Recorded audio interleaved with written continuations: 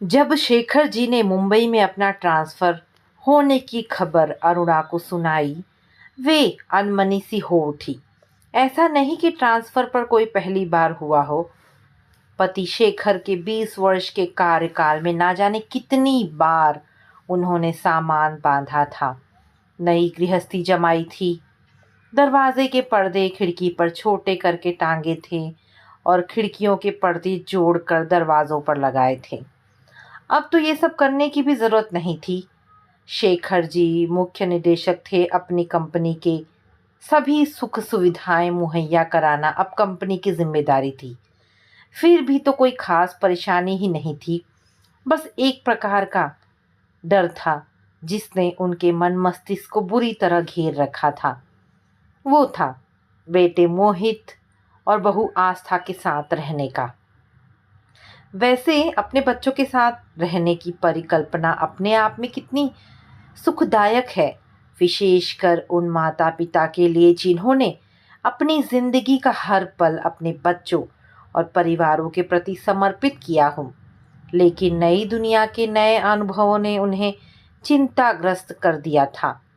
आज के भौतिकवादी युग में उनके भावुक मन ने एक बात को महसूस किया था कि रिश्तों की महक भरी परंपरा लगभग खत्म सी हो गई है।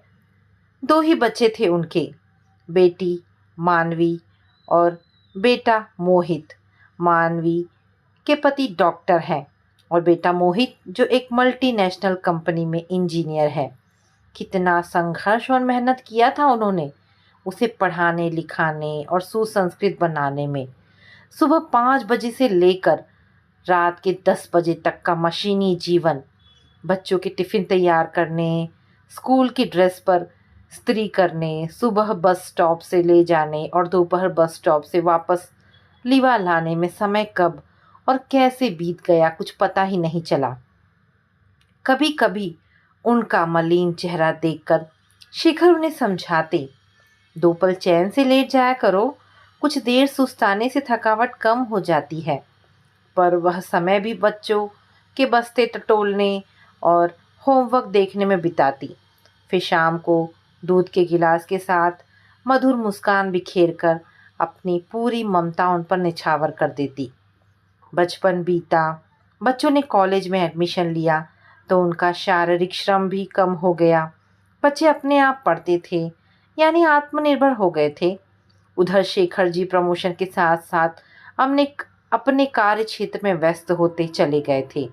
अब उन्हें खालीपन सा महसूस होता।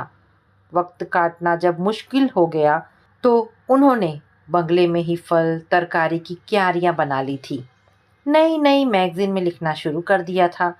लेकिन एक आशा तो थी कि दिन भर के एक सूनापन रात को खाने की टेबल पर समाप्त हो जाएगा। सभी दिन भर के अपने अपने अनुभव सुनाते, कुछ समय टेलीविज़न देखते।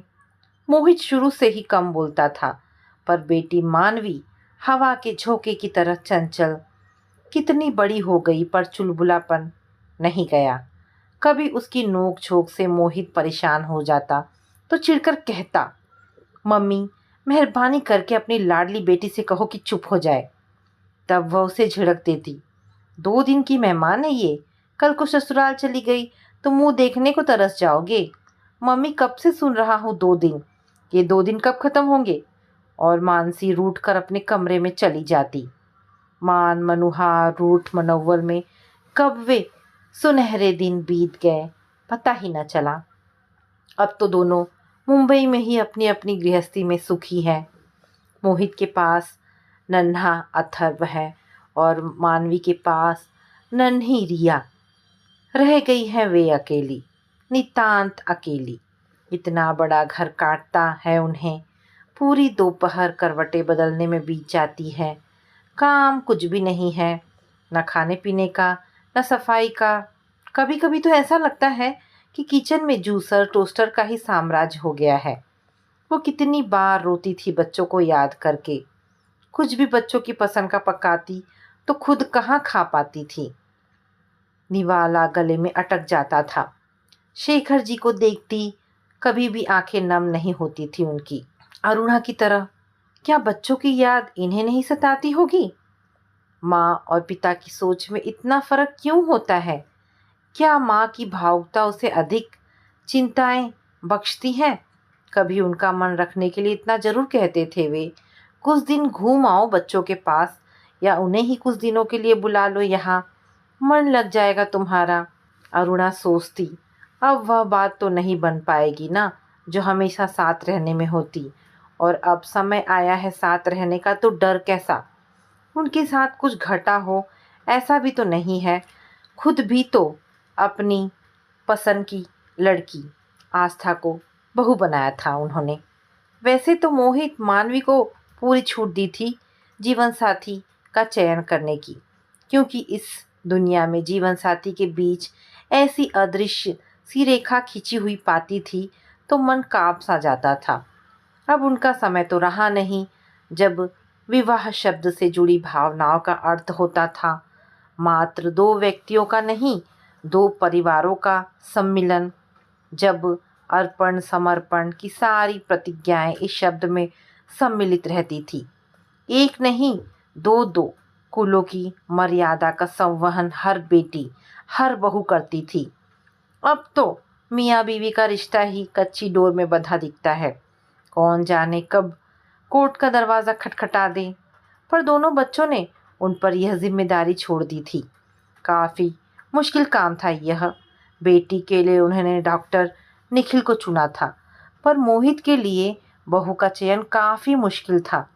विदेश में उच्च शिक्षा के लिए गए उनके बेटे को ना जाने पत्नी के लिए कैसी उम्मीदें थी, यह भी तो नहीं जानती थी वे। कम बोलने वाला मोहित कुछ कहता भी तो नहीं था, पर मम्मी के होने के नाते इतना तो वे जानती थी कि उच्च शिक्षित सुसंस्कृत लड़की ही मोहित की परिणीता बनेगी, जो समय दर समय उसे बौद्धिक व आर्थिक रूप से संबल प्रदान कर सके। इसी तलाशबीन के दौरान डॉक्टर विभा और विवेक की बेटी आस्था उन्हें पसंद आई थी।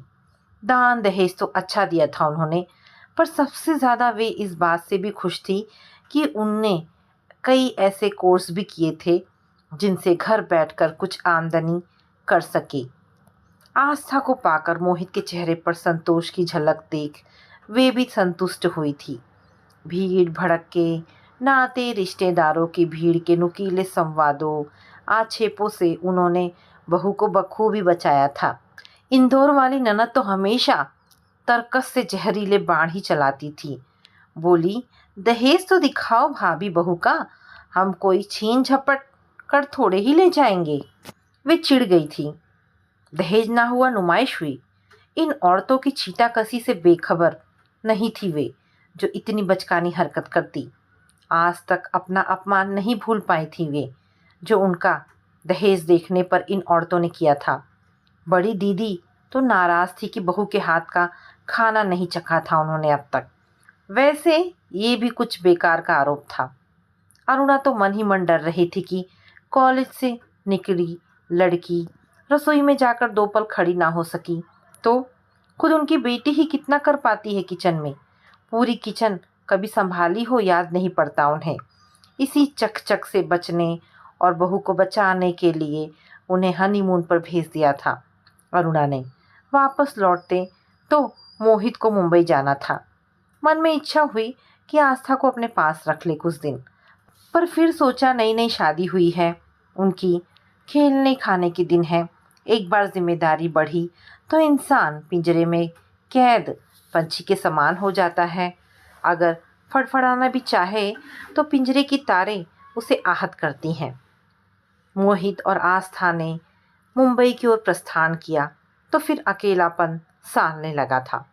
अगर यही होते मेरे पास तो कितना अच्छा होता, लेकिन फिर सोचती अच्छा ही है कि दूर है, कम से कम प्रेम तो है, अपनापन तो है, वरना एक ही घर में रहते हुए भी लोगों के मुंह इधर उधर ही रहते हैं। किसी की बहू घर छोड़कर चली गई, कहीं सास ने अपनी जान दे दी। यही तो घर घर की कहानी है जिसे उन्हें दोहराने से डर लग रहा था। उस दिन दफ्तर से शेखर जी लौट कर आए तो चाय की चुस्की लेते हुए बोले, अरुणा, कल से सामान बांधना शुरू कर दो और देखो, कुछ भारी भरकम ले जाने की ज़रूरत नहीं है। मोहित के घर में किसी भी चीज़ की कमी नहीं है। ज़रूरत भर का सामान ले लेंगे। अब 3 साल बाद वापस लखनऊ लौटना ही है। शेखर के आदेश पर वह जैसे यथार्थ में लौट आई थी। तो क्या शेखर जी ने निश्चय कर ही लिया है मोहित के साथ रहने का? कुछ असमंजस, कुछ दुविधा की स्थिति में वह चुपचाप बैठी रही। फिर हिम्मत बटोर कर शेखर जी से पूछा, सुनो, कंपनी की तरफ से तुम्हें कार और फ्लैट तो मिलेगा, है ना? हाँ हाँ, हमारी कंपनी के कुछ फ्लैट कोलाबा में हैं, तो क्यों ना हम वहीं चल कर रहें? कैसी बातें करती हो अरुणा? मोहित के वहाँ रहते हुए हम अलग कैसे रह सकते हैं? लोग क्या कहेंगे? तो इसमें बुरा क्या है? वैसे भी एक आध साल में अलग रहने की नौबत तो आ ही जाती है। क्यों ना पहले से ही सावधानी बरतें? ये माँ का दिल कह रहा है या स्वयं का अहम और स्वाभिमान? तुम चाहे कुछ भी समझो, पर बात को नकारा नहीं जा सकता। आजकल तालमेल स्थापित कितने घरों में हो रहा है। वे बोली। शेखर जी ने उन्हें समझाना चाहा। देखो, जब सास बहू अनपढ़ हो तो बात अलग है, किंतु जब तुम दोनों ही शिक्षित हो, फिर ये परेशानी क्यों आएगी? विचारों का विरोधाभास, पीढ़ी का अंतराल, व्यक्तिगत स्वतंत्रता में बाधा आदि ऐसे कई सवाल हैं जिन पर इन संबंधों की इमारत खड़ी है। तुम खुद को सास नहीं, आस्था की माँ समझना अरुणा, और मोहित से अपेक्षाएं कम रखना तो। और अगर वह मेरी बेटी ना बनना चाहे तो? उनकी बात बीच में काटकर अरुणा बोली तो शेखर जी निरुत्तर हो गए थे। यूं दुनिया के रंग को कोई बंद आंखों से नहीं देखते थे वे भी, फिर भी अपने बच्चों से दूर रहना उन्हें तर्क संगत भी नहीं लग रहा था। कुछ देर और भी वाद विवाद चला, पर सब अकारत ही गया। शेखर जी कंपनी के फ्लैट में रहने को तैयार हो गए थे, लेकिन अभी कुछ दिनों तक वहाँ नहीं रहा जा सकता था, क्योंकि जो मुख्य प्रबंधक वहाँ रह रहे थे, बच्चों की परीक्षा के कारण उसे खाली कर पाने में असमर्थ थे। अतः उस समय तक अरुणा बहू बेटे के साथ रहने को सहर्ष तैयार हो गई थी। अरुणा ने अपनी गृहस्थी समेटनी शुरू कर दी थी। कुछ ही दिन रह गए थे मुंबई जाने में। मार्केट जाकर बेटी और बहू के लिए बनारसी साड़ियाँ ले आई थी, और भी कई प्रकार के उपहार और दुर्लभ वस्तुएं जो मुंबई में नहीं मिलती थी लेकर आई थी। मन में असीम उत्साह था, पर आशंकित भी थी। बेटे बहू के साथ रहकर जिस रिश्ते को रेशमी धागे में पिरोए मोती की लड़ियों की तरह उन्होंने सहेज कर रखा था, अब तक कहीं उलझ ना जाए, क्योंकि प्रेम का धागा एक बार टूट जाता है तो उसमें गांठ तो पड़ ही जाती है। हवाई जहाज ने जब वहाँ की हवाई अड्डे को छुआ तो उनकी व्याकुल नज़रें अपने बच्चों को ढूंढ रही थी। कुछ औपचारिकताएं निभाने के बाद वे बाहर आ गए थे। दूर से ही नटखट मानवी का चेहरा दिखा तो पापा ने गले से लगा लिया था बेटी को। अरुणा मोहित और आस्था के पास आ गई थी। लगा बेटी की तरह गले लगने में कुछ हिचक सी महसूस कर रही थी आस्था, पर उस हिचकिचाहट को उन्होंने समाप्त कर दिया। बहू को गले लगाकर स्नेह चुंबन माथे पर अंकित कर दिया उन्होंने। घर पहुंचकर कितनी देर तक सब बतियाते रहे थे, कुछ यहाँ वहाँ की बातें कर आखिर बात फिर मुख्य मुद्दे पर अटक गई।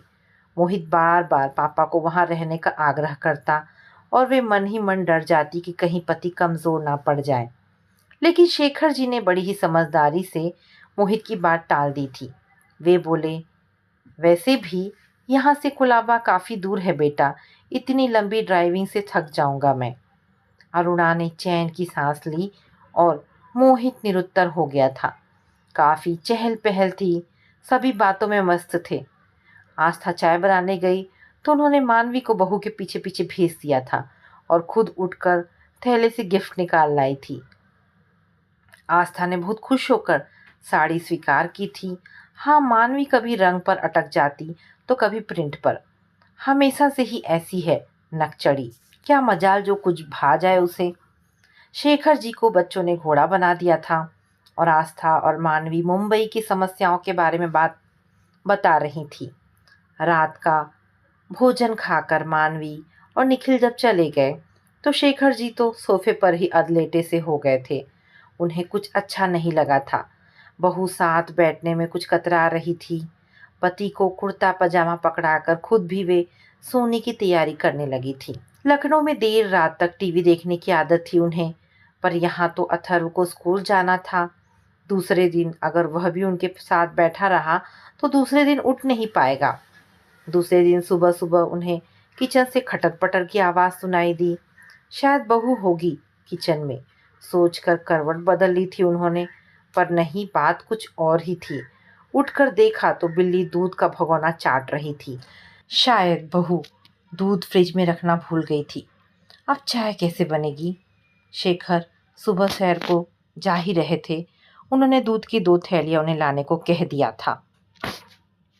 मोहित उठा और जब उसे सारा मामला समझ में आया तो आस्था को आड़े हाथों लिया था। उसने ना जाने कितने पुराने किस्से बीवी की लापरवाही के बखान कर दिए उनके सामने। आस्था अपमान का घूंट पीकर रह गई थी। सालों पुराना वह दृश्य अब तक उनके मानस पटल पर अंकित था, जब शेखर जी ने अम्मा जी के सामने दाल में नमक ज़्यादा पड़ने पर उन्हें कैसे अपमानित किया था और अम्मा नेता के समान खड़ी होकर तमाशा देख रही थी।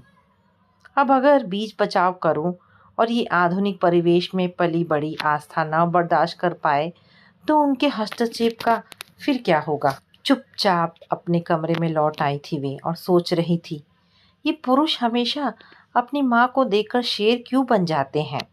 उस दिन बाप बेटे के ऑफिस जाने के बाद उन्होंने घर की काम वाली से पूछकर कुछ दुकानों का पता किया और फल सब्जी दूध बिस्कुट ले आई थी। किसी भी मेहमान के घर आने पर खर्चा बढ़ता है, ये वे जानती थी। फिर सब कुछ इन्हीं बच्चों का ही है, तो क्यों ना इन्हें थोड़ा सहारा दिया जाए। शाम को मोहित घर लौटा तो उन्होंने उससे बात नहीं की। 2-1 दिन के लिए अबोला सा ठहर गया था माँ बेटे में। आस्था भी माँ को देख रही थी, पर चुप्पी का कारण नहीं जान पा रही थी। ऐसा नहीं था कि उन्होंने बेटे की अवहेलना की हो। किचन में जाती तो उन्हें लगता बहू के हाथ सधे हुए नहीं हैं। बेचारी से कभी रोटी टेढ़ी हो जाती तो कभी सब्जी काटते समय हाथ कट जाता। अकेले रहते होंगे तो काम कुछ कम होता होगा। बराबर वह किचन में उसके साथ लगी रहती। मोहित माँ के खाने की तारीफ करता तो वे उसे ऐसे घूरती जैसे कोई गुनाह किया हो उसने। आंखों के इशारों से उन्होंने समझाया था कि उसे आस्था के सामने माँ की प्रशंसा करने की ज़रूरत नहीं है और ना ही माँ के सामने पत्नी का अपमान करने की। ऐसे में अनजाने ही ईर्ष्या की नागफनी फैल जाएगी गृहस्थी के इर्द गिर्द। यहाँ आए उन्हें 1 हफ्ता बीत गया था। इसी बीच कम से कम 4 बार मानवी आ चुकी थी। अगर नहीं आती तो फ़ोन पर बात करती। उन्हें लगा यूँ ननद का रोज रोज चले आना आस्था को अच्छा लगे या ना लगे। फिर बेटी का अपना भी तो परिवार है। माँ आ गई तो क्या रोज चल पड़ेगी मायके? फ़ोन पर बेटी खोद खोद कर घर की बातें पूछती तो उन्हें लगता उनकी शिक्षा में कहीं कुछ कसर रह गई है। इसीलिए तो वह शाम को इस इमारत के लॉन में नहीं जाती थी। बड़ी बुढ़िया बहू की बुराई पुराण लेकर बैठती तो उनका दम घुटता था। परोक्ष रूप से बेटी को समझा दिया था अपना मंतव्य उन्होंने। पूरा दिन काटे नहीं कटता था। अपने घर में तो काम होते थे उनके पास, नहीं होते तो ढूंढ लेती थी। अनुशासनहीनता और अकर्मण्यता का उनके जीवन में कोई स्थान न था। कभी कभी शेखर जी के साथ अपने फ्लैट पर चली जाती। लकड़ी का काम हो रहा था वहाँ। कभी कभी उन्हें लगता यहाँ भी बहुत कुछ है करने को। पर्दे के हुक यूं ही लटके पड़े थे। गमलों के पौधे सूखे हुए थे। पीतल के शोपीस काले हो रहे थे। आस्था हर काम वाली से करवाती थी। खराब होता तो मियाँ बीवी की नोक-झोंक शुरू हो जाती। बैठे बैठे उन्होंने मोहित का बिखरा घर समेट दिया था। फिर आशंका जागी कि मन में पड़ोस की सुषमा की बहू इसलिए घर छोड़कर भाग गई थी क्योंकि सुषमा हर काम बहू से अधिक सलीके से करती थी। कहीं आस्था को बुरा लगा तो? शाम को मोहित ने जो ही प्रशंसा के 2 बोल बोलने चाहे उन्होंने आस्था को सामने कर दिया था। मालूम नहीं उसे कैसा लगा। लेकिन उसके बाद से उसे इन कामों में दिलचस्पी सी होने लगी थी। अब चुप रहने वाली अंतर्मुखी आस्था उनके पास आकर बैठती थी। कभी कभी अपनी परेशानियां भी उन्हें सुनाती, जिसमें अधिक परेशानी आर्थिक थी, ऐसा उन्हें लगा था। मोहित जैसा स्वाभिमानी बेटा माता पिता से कोई हेल्प कभी नहीं लेगा, ये वे अच्छी तरह जानती थी। आस्था ने विश्वास में लेकर उन्हें अपनी समस्या सुनाई थी, तो उन्होंने भी उसे समझाया। आस्था, तुम पढ़ी लिखी हो, घर में बैठकर ट्यूशन शुरू कर दो। तुम तो अथर्व को भी ट्यूशन पढ़ने भेजती हो, 4 पैसे भी हाथ में आएंगे और आत्मविश्वास भी बढ़ेगा। सास की बातों को सुनकर आस्था को एक नया रास्ता मिल गया था अपनी आर्थिक परेशानियों को सुलझाने का। थोड़े दिनों बाद शेखर जी और अरुणा जी दोनों अपने घर कोलाबा में रहने चले गए। इससे दोनों के बीच सामंजस्य बना रहा और सास बहू के बीच का प्रेम भी बना रहा। दीवार से सिर टिकाकर माला शून्य में ताक रही थी। रोते रोते उसकी पलकें सूज गई थी। जब भी कभी कभी एकाध आंसू पलकों पर आता और उसके गालों पर बह जाता। पास के कमरे में उसकी भाभी दहाड़े मार मार कर रो रही थी। भाभी की बहन और भाभी उन्हें समझा रही थी। भाभी के दोनों बच्चे आरव और शालू सहमे हुए से माँ के पास बैठे थे। भाभी का रुदन कभी उसे सुनाई पड़ जाता। बुआ माला के पास बैठी थी और भी बहुत से रिश्तेदार घर में जगह जगह बैठे हुए थे। माला का भाई और घर के बाकी दूसरे पुरुष अर्थी के साथ शमशान घाट अंतिम संस्कार करने जा चुके थे। माला की आंखों से फिर आंसू बह निकले। माँ तो बहुत पहले ही उन्हें छोड़कर चली गई थी। पापा ने उन्हें माँ और बाप दोनों का प्यार देकर पाला। उनकी उंगलियां पकड़कर दोनों भाई बहन ने चलना सीखा। इस काबिल बने कि जिंदगी की दौड़ में शामिल होकर अपनी जगह बना सके। और आज वही पापा अपने जीवन की दौड़ पूरी कर इस संसार से चले गए। वह पापा की याद में फफक पड़ी। पास बैठी बुआ उसे सांत्वना देते हुए खुद भी भाई की याद में बिलखने लगी। घड़ी ने 4:30 बजाए तो रिश्तों की 1-2 महिलाएं घर की औरतों के नहाने की व्यवस्था करने में जुट गई। दाह संस्कार से पुरुषों के लौटने से पहले घर की महिलाओं का स्नान हो जाना चाहिए। भाभी और बुआ के स्नान करने के बाद बेमन से उठकर माला ने भी स्नान किया। कैसी अजीब रस्में हैं, माला सोच रही थी। आदमी के मरते ही इस तरह से घर के लोग स्नान करते हैं कि जैसे कि कोई छूत की बीमारी थी, जिसके दूर हटते ही स्नान करके लोग शुद्ध हो जाते हैं। धर्म और उसकी रूढ़ियाँ, संस्कार है कि कुरीतियाँ। इंसान की भावनाओं का ध्यान नहीं है, बस लोग आडंबर में फंस जाते हैं। स्त्रियों का नहाना हुआ ही था कि शमशान घाट से घर के पुरुष वापस आ गए और घर के बाहर बैठ गए। घर की महिलाएं अब पुरुषों के नहाने की व्यवस्था करने लगी। उसी शहर में रहने वाले कई रिश्तेदार और आस पड़ोस के लोग बाहर से ही अपने अपने घरों को लौट गए। उन्हें विदा कर भैया भी नहाने चले गए। नहाकर माला का भाई अमर आकर बहन के पास बैठ गया तो माला भाई के कंधे पर सिर रखकर रो पड़ी। भाई की आंखें भी भीग गई। वह छोटी बहन के सिर पर हाथ फेरने लगा। रो मत माला, मैं तुम्हें कभी पापा की कमी महसूस नहीं होने दूंगा। तेरा यह घर हमेशा तेरे लिए वैसा ही रहेगा जैसे पापा के रहते था। बड़े भाई ने कहा तो माला के दुखी मन को काफ़ी सहारा मिला। जीजा जी, पिताजी का बिस्तर और तकिया किसे देने हैं? अमर के छोटे साले ने आकर पूछा। अभी तो उन्हें यहीं रहने दे महेश, ये सब बाद में करते रहना। इतनी जल्दी क्या है? अमर के बोलने से पहले ही बुआ बोल पड़ी। नहीं बुआ, ये लोग हैं तो यह सब हो जाएगा। फिर मेहमानों के सोने के लिए जगह भी तो चाहिए ना। महेश, तुम पापा का बिस्तर और कपड़े वृद्धाश्रम में दे आओ, वहाँ किसी के काम आ जाएंगे। अमर ने तुरंत उठते हुए कहा। लेकिन भैया, पापा की निशानियों को अपने से दूर करने की इतनी जल्दबाजी क्यों? माला ने एक कमजोर सा प्रतिवादन करना चाहा, लेकिन तब तक अमर महेश के साथ पापा के कमरे की तरफ जा चुके थे। लगभग 20 मिनट बाद भैया की आवाज़ आई, माला ज़रा यहाँ आना। अपने को संभालते हुए माला पापा के कमरे में गई। देख माला, तुझे पापा की याद के तहत उनकी कोई वस्तु चाहिए तो ले ले, अमर ने कहा। भाभी को शायद कुछ भनक लग गई और वे तुरंत आकर दरवाजे पर खड़ी हो गई। माला समझ गई कि भाभी यह देखना चाहती है कि वह क्या ले जा रही है। पापा की पढ़ने वाली टेबल पर उनका और माँ का शादी के बाद का फोटो रखा हुआ था।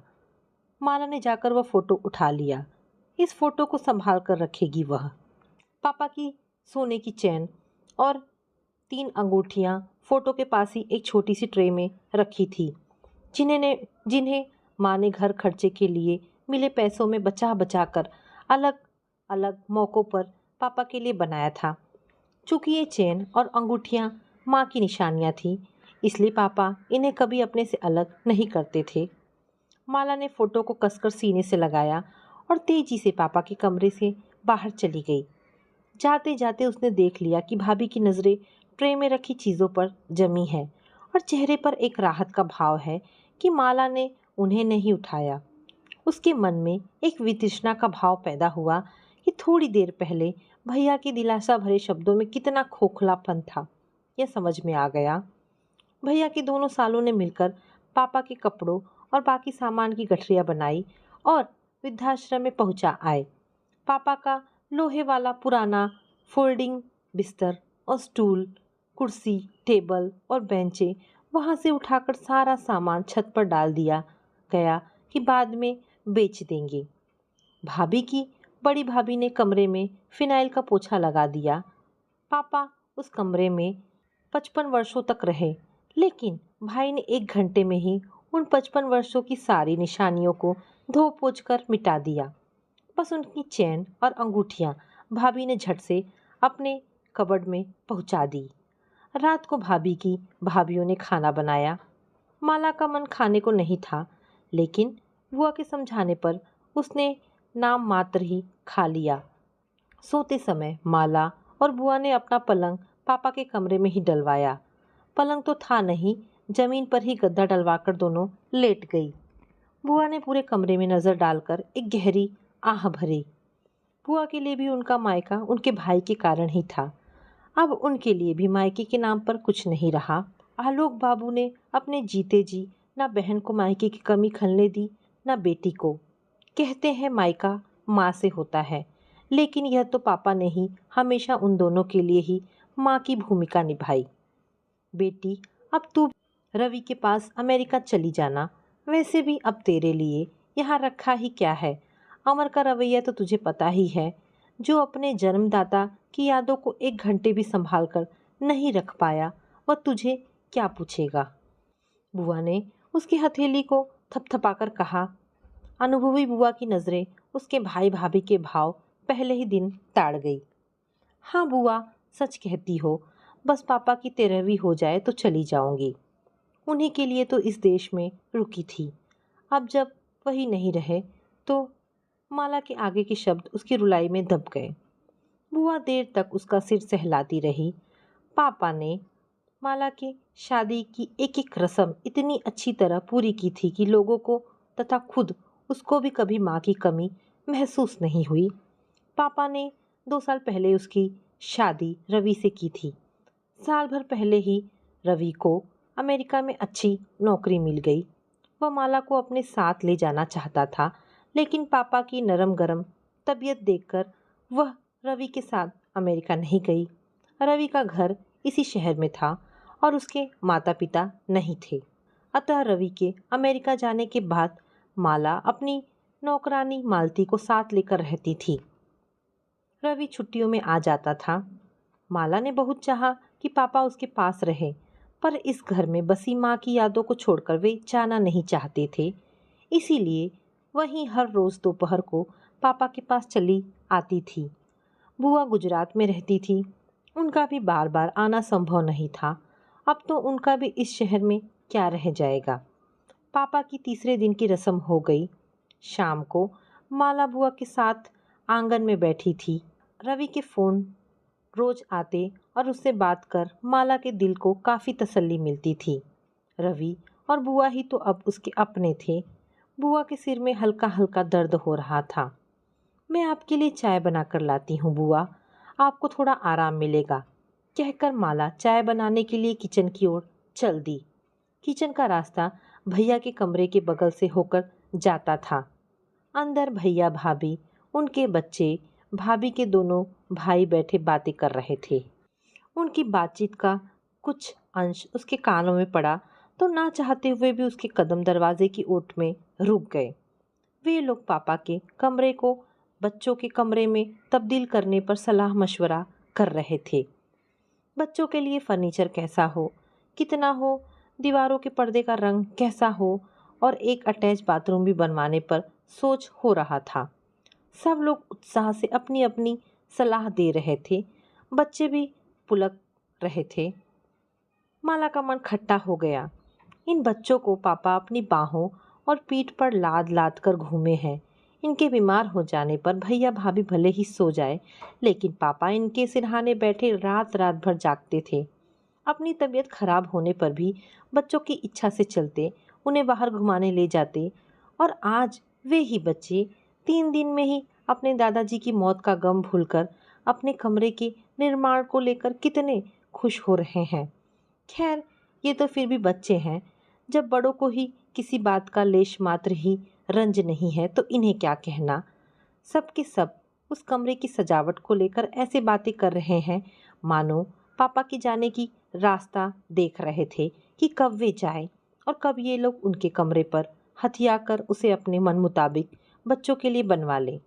यह तो पापा की तगड़ी पेंशन का लालच था, नहीं तो ये लोग तो कब का उन्हें वृद्धाश्रम में भिजवा चुके होते। माला से और अधिक वहाँ पर खड़ा नहीं रहा गया। उसने किचन में जाकर चाय बनाई और बुआ के पास आकर बैठ गई। पापा की मौत के बाद दुख के 8 दिन 8 युगों के समान बीते। भैया भाभी के कमरे से आती खिलखिलाहटों की दबी दबी आवाज़ों से घावों पर नमक छिड़कने का सा एहसास होता था, पर बुआ के सहारे वे दिन भी निकल ही गए। 9वें दिन से आडंबर भरी रस्मों की शुरुआत हुई तो माला और बुआ दोनों ही बिलक उठी। 9वें दिन से रूढ़िवादी रस्मों की शुरुआत के साथ श्राद्ध पूजा में पंडितों ने श्लोकों का उच्चारण शुरू किया तो बुआ और माला दोनों की आंखों से आंसुओं की धाराएं बहने लगी।